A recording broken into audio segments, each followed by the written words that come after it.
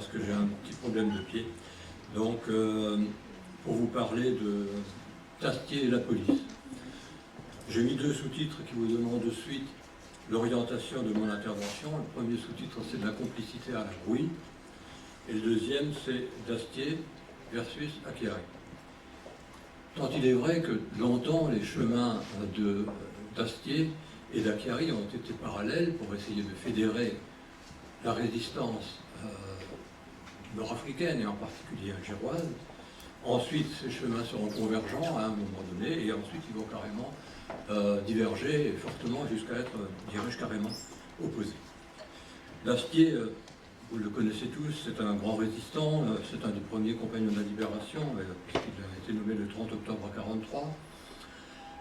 C'est un résistant précoce également, et c'est un des grands artisans du débarquement allié. Il est le co-créateur du réseau Orion. On a tendance à l'oublier. Quand il était encore en France, avec Alain Grillotteret, le futur ministre, il va créer ce réseau Orion, et il n'a quitté la métropole que pour effectivement s'engager dans l'unification des groupes de résistants qui existaient en Afrique du Nord. Il a croisé comme ça l'entreprise d'Acchiari, je mets des guillemets, le premier résistant algérien et un des fédérateurs, en fait, qui a rassemblé un petit peu le groupe des 5 et qui lui aussi essayait de nouer les fils entre les gaullistes des différents groupes locaux. Juste une parenthèse pour vous dire qu'il était également responsable de secteur du réseau de renseignement polonais F2, ce qui montre bien quand même que des réseaux existaient en Afrique du Nord et qu'ils ont été homologués parfois en tant que tels, puisque le réseau F2 est en même temps homologué au titre de la résistance française. Ce n'est pas seulement au titre de la résistance polonaise.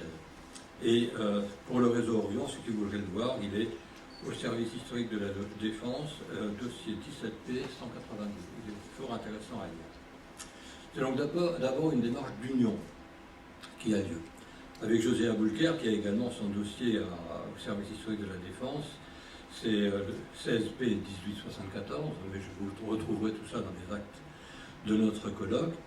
Ces hommes vont unir leurs forces avec Aboulker, Acchiari, les membres de la police algéroise, c'est-à-dire le commissaire Préat, Bringard, Esquerrer, là-bas à Oran, et Garidacci, qui ensuite a été maudit, mais je vous dirai pourquoi, à Constantine, parce que c'était un vrai résistant. La radio, les locaux de détention, le PC du coup vont se trouver au commissariat central. Là, je fais une petite parenthèse. Les juifs sont peut-être à les oublier du coup d'Alger, mais les flics encore plus. Parce qu'il y avait quand même, dans tous ces locaux, quelques centaines de policiers dont on ne parle pratiquement jamais.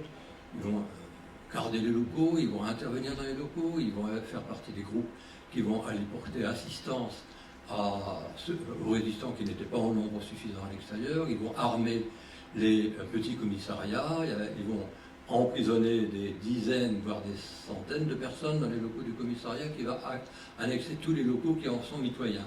Donc je veux dire, ne les oublions pas. Certes, il y avait les juifs qui ont été la vraie force de frappe, mais il y avait quand même quelques centaines de policiers qui ont prêté main forte et ce n'était pas tout à fait neutre, d'autant plus qu'ils ont maintenu en même temps des patrouilles qui assuraient la sérénité dans la ville d'Alger. Rôle également important, vous le savez, de Germain Jousse, qui est le planificateur de l'opération.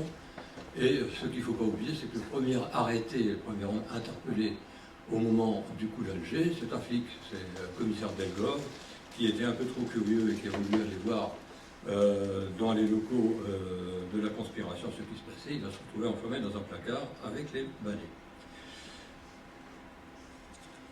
Dans le commissariat, il y a plusieurs groupes qui vont en partir pour venir en secours à des responsables de points d'intervention qui, par exemple, sont le capitaine Gouin, que j'ai évoqué il y a 2 minutes, Madame Gouin. Le capitaine Gouin va venir au commissariat pour chercher des gens en renfort, dont une partie de policiers.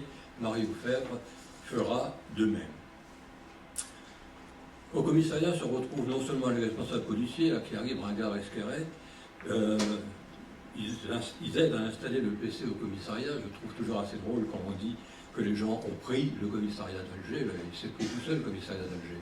Je veux dire, Acchiari était le responsable reconnu de la résistance policière. On parle abondamment à l'époque déjà dans les rapports des fameux policiers gaullistes d'Alger. Ça donne un petit peu le contexte. Donc on n'a pas vraiment à prendre les locaux.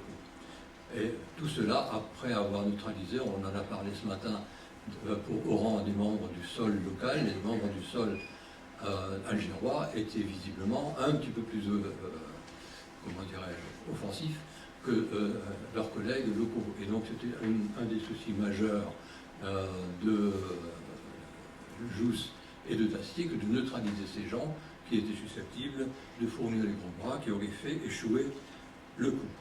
Donc là, on est encore dans la partie un peu image d'Épinal, mais on arrive à des choses qui sont un peu plus compliquées. Plus compliqué parce que Dastier va accepter d'être, quelques jours plus tard, dans le gouvernement local qui se met en place, le responsable des polices. Donc sous l'autorité de Darlan, sous l'autorité de Rigaud, qui est en fait le ministre de l'Intérieur, si on peut dire les choses comme ça. Dastier va être son secrétaire d'État à la police et Cordier son sous-secrétaire d'État aux renseignements généraux. Voilà un petit peu le schéma tel qu'il apparaît. Ça va créer quelques, comment dirais-je, réactions diverses au sein de la police qui n'accepteront que très difficilement cette volte-face apparente en tout cas et de se retrouver sous les ordres directs de Darlan. On retrouve des choses très intéressantes dans le rapport du capitaine Gouin que vous trouvez au service historique de la Défense à l'intérieur des archives privées du colonel Payol, qui sont fort intéressantes à lire. Donc à ce titre donc, de secrétaire d'État en quelque sorte, Dastier va être amené à cautionner l'arrestation d'une partie des jeunes juifs qui avaient rendu le débarquement allié possible. C'est la première étape qui a un petit peu brouillé les cartes. Cependant, il a nommé, il faut le reconnaître, avec Rigaud et Cordier, les policiers résistants à des postes clés. Je vous donne rapidement le schéma qu'il avait retenu. À la direction de la sécurité générale, Bringard, à la direction de surveillance du territoire pour l'ensemble de l'Algérie, Akiari, qui sera coiffé par le colonel Chrétien, comme on a déjà évoqué. L'inspecteur des forces de police dans le département d'Alger, c'est Esquerret. L'inspecteur des forces de police dans le département de Constantine, c'est Carlinacci, on le retrouve, c'est un vrai résistant, comme j'ai déjà dit. Commissaire central à Alger, Préa, et à la surveillance du territoire, sans surprise, c'est surtout Lofredo qui prendra la main, même si le responsable nominal est Bourdier, dont je ne trouve guère de traces par ailleurs.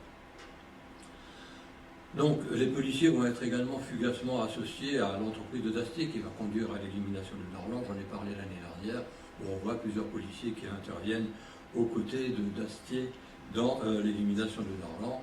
Je ne suis pas sûr qu'ils étaient parfaitement au fait que la finalité du coup était une finalité royaliste.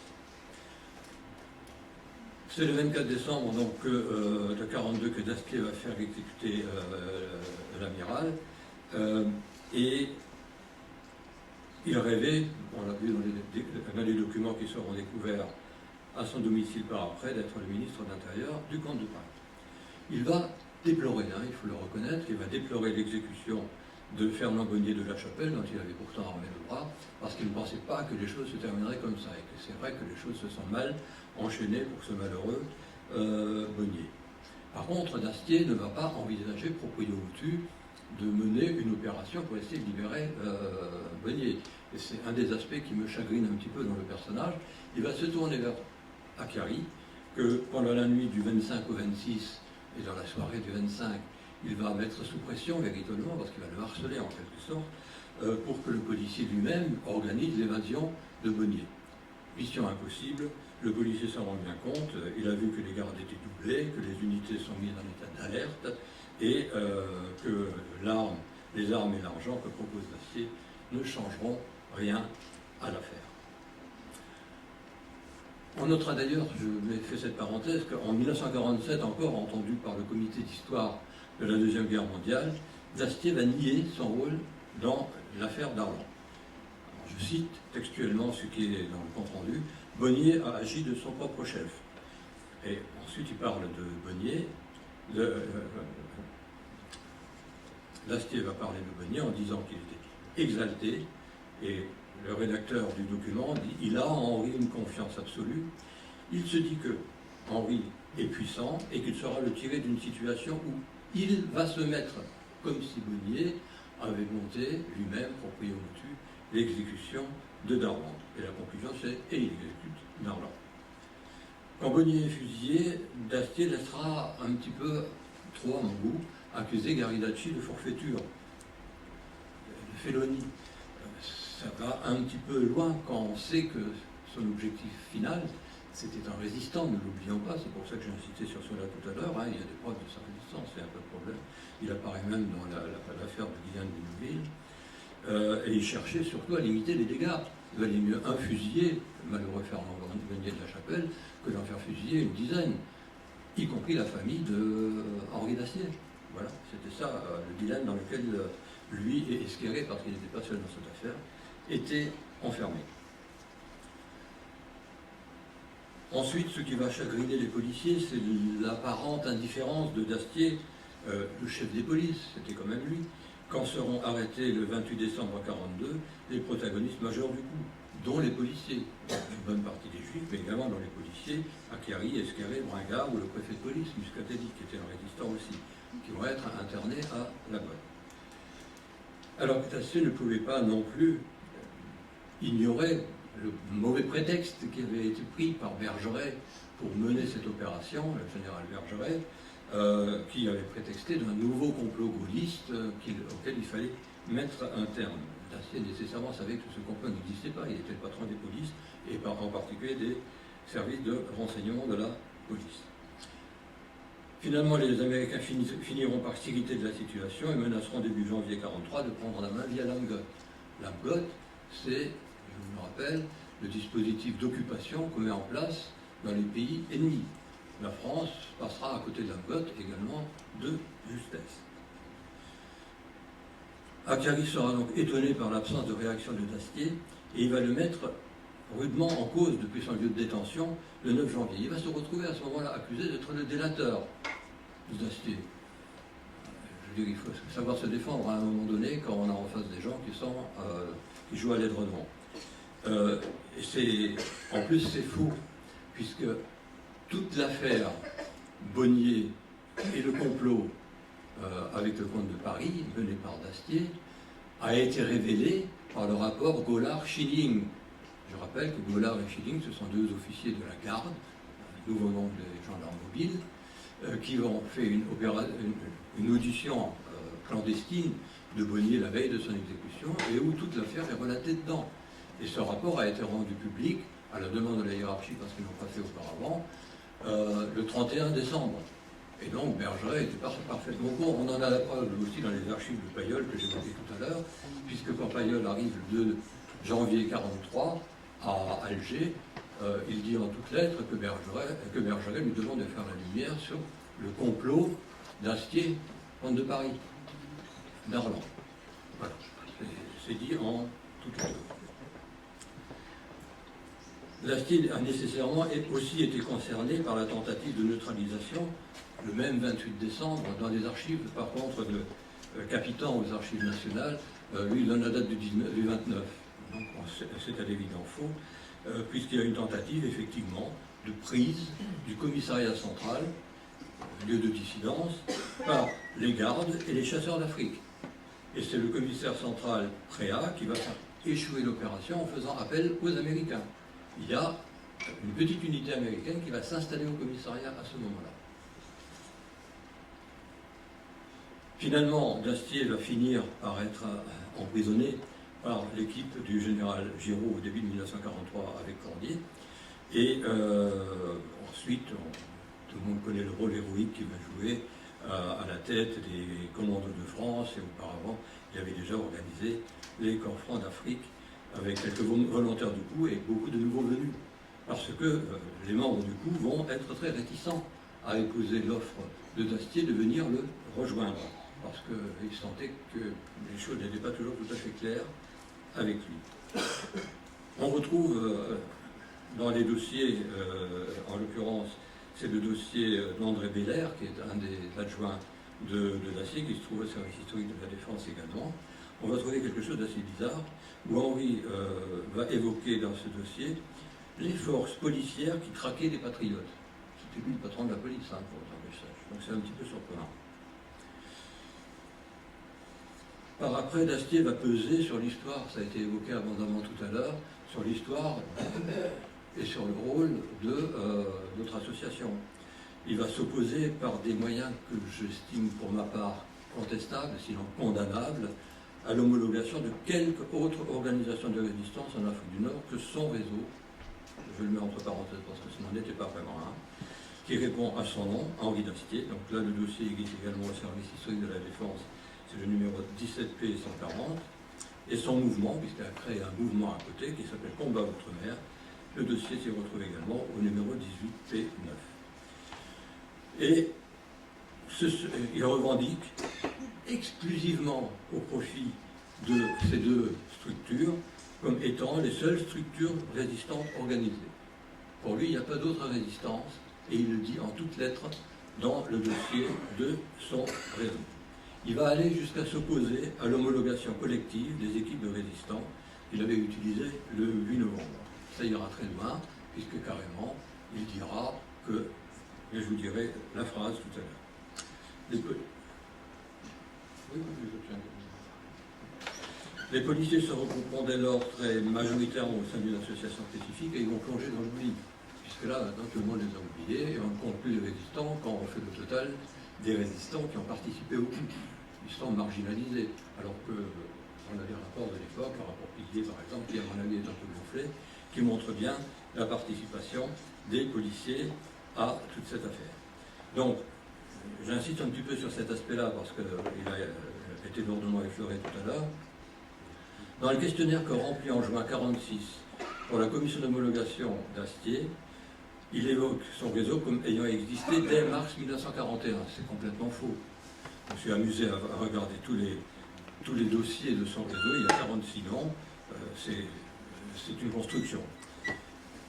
S'il est vrai que lui-même il avait œuvré dès 1940 pour la libération, c'est une chose, mais il évoque quelques centaines d'agents dont on ne trouve absolument aucune trace. Donc c'est déjà un aspect bidouillé. Quand je dis quelques centaines d'agents, je cite. Hein. Donc, je me suis amusé à cribler tous les noms, tous les 46 noms qui sont dans son réseau. Je ne parle pas des réseaux qui ont été rattachés. Effectivement, hein, Arthur Richard et la mission Baselbourg, on se rend compte que seuls une dizaine ont vraiment une activité, mais sans que leur action n'apparaisse comme organisée. Voilà, c'est un constat. Tous ceux qui ont envie de voir si je n'ai pas raconté l'histoire peuvent aller jeter un coup d'œil au SHB. Un seul policier y figure, je le dis quand même pour l'anecdote, c'est le gardien de la paix Mardoké Amou, qui est à la police internationale de Tanger. Dans le même questionnaire, il apparaît que Dastier minore le rôle des hommes qui ont rendu possible l'opération Torche. Alors que tout le monde sait qui y a participé, hein, les juifs, les policiers, voilà. C'est ceux-là qui ont fait le coup d'Alger. Ces groupes étaient les seuls préexistants.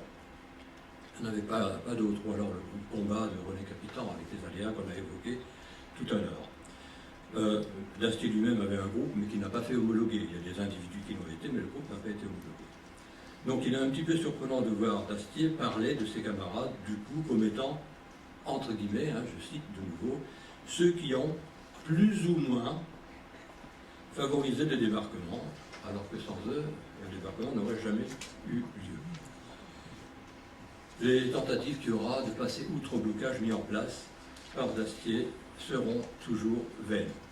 Quand il parle de son réseau et qu'on lui demande de répondre aux questions très précises que demande la commission d'homologation pour l'ensemble des réseaux, il va répondre à un des points relatifs aux courriers envoyés aux Alliés, que les courriers envoyés sont un nombre considérable. C'est la première fois que je vois ça, il y a 200 réseaux qui sont homologués, je crois que c'est la seule fois que j'ai vu ça. Et quand il a à répondre à la question sur les liaisons avec la France libre, c'est tout aussi aléatoire, impossible de préciser les plans d'émission, les responsables ne pouvant être touchés. On est après-guerre. Quant au fonds reçu, il oublie de mentionner ce qu'il recevra de son frère François en décembre 1942. Et quand il va citer 40 agents de son réseau qui ont été arrêtés. Il en avait 46. Hein. Donc, on se demande d'où ils viennent. Je pense qu'il y a le nombre de jeunes juifs qui ont été arrêtés et les auteurs du coup d'Alger. C'est pas possible autrement. Donc là, on est un petit peu dans la fiction. L'efficacité du réseau est qualifiée de faible dans la Bible des réseaux qui est rédigée par Stéphane Miguel. Dastier, donc, on va convaincre la commission d'homologation d'une chose, je recite, de la rivalité qui existe entre les différentes organisations de résistance en Afrique du Nord. Il en nie par ailleurs l'existence, donc c'est assez curieux de voir cette contradiction à l'intérieur même de son dossier et personne visiblement ne l'a relevé. Il se fera lui-même désigner comme responsable de la sous-commission qui est en charge de l'ensemble de l'homologation des réseaux d'outre-mer. Autant vous dire que le verrou était fermement posé. Il aura un conflit un peu tardif, on l'a évoqué tout à l'heure avec Germain Jousse. Au début, Jousse a été un petit peu passif, mais ensuite il s'est réveillé brutalement, et il va y avoir un échange extrêmement violent avec le colonel Normier, qui était le patron de cette commission d'homologation. Donc la brouille avec les responsables policiers ne vont jamais s'aplanir, d'autant plus qu'on continue à dire que Garibaldi était un homme qui voulait faire chanter, on se demande qui, on se demande comment, et on se demande sur quoi c'est fondé. C'est fondé sur le rapport des deux gendarmes, auquel Bonnier aurait dit ça. Il n'y a pas l'ombre de l'esquisse d'une preuve, et c'est répété à l'infini par les historiens qui se pompent les uns les autres. Donc voilà, hein, il a truqué l'affaire, ça c'est une certitude, mais il a truqué l'affaire pour sauver des gens. Garibaldi ne s'en relèvera jamais, puisqu'il sera mis à la retraite de suite après sa libération de sa détention. En conclusion, je dirais que elle revient à René Cassin qui écrit « La résistance nord-africaine a bien servi la France. Il serait juste pour celle-là et profitable pour celle-ci que son existence ne fut plus contestée et qu'elle soit reconnue officiellement. » Vous le trouvez dans un dossier également au SHD. La seule solution, c'était de passer par la case FFI ou Maquis. C'est les seules structures, ou groupes éventuellement, c'est les seules structures reconnues comme telles par les services d'homologation de la France combattante. Merci pour votre attention.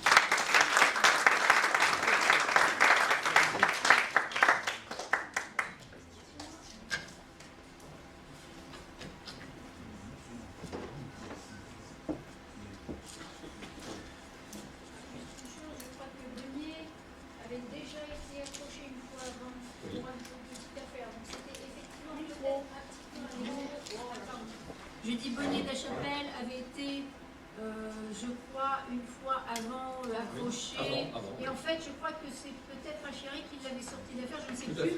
Et en fait, donc il était effectivement un jeune un petit peu exalté de toute façon, mais bon, ça n'explique pas. Ceci étant, bien qu'étant exalté, il a été recruté par Dastier pour ses commandos. Il a été fait sous-lieutenant, il a été fait instructeur au sein de ses commandos, il a été recruté pour exécuter ce terrain. Donc voilà, ça fait un peu beaucoup peut-être. Okay.